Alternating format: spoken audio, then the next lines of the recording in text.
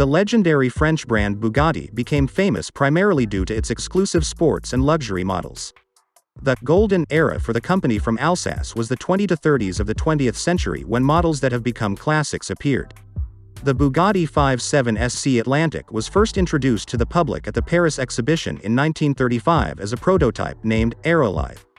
The new car was greeted by the public quite loyally and amazed them with its brave design, as well as outstanding features. In 1936, the car was put into small series production and until 1939 had been released in an edition of 4 copies. Currently, only 2 copies of the model are in a fully functional state. Moreover, the Bugatti retro car is one of the most expensive cars of the era, and collectors lead a real hunt for it. The supercar is based on Bugatti Type 57 platform. That's why the front suspension is independent with a multi-level design.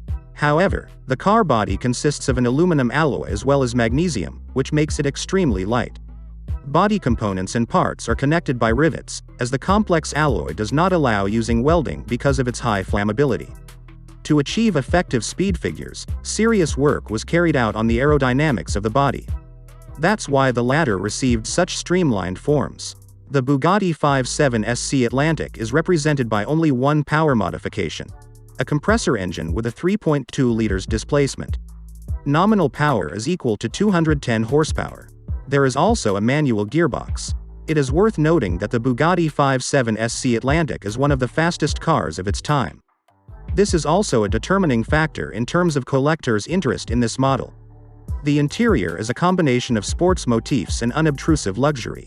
The dash has plenty of instrument readings with chrome edging, and the torpedo itself is made of wood.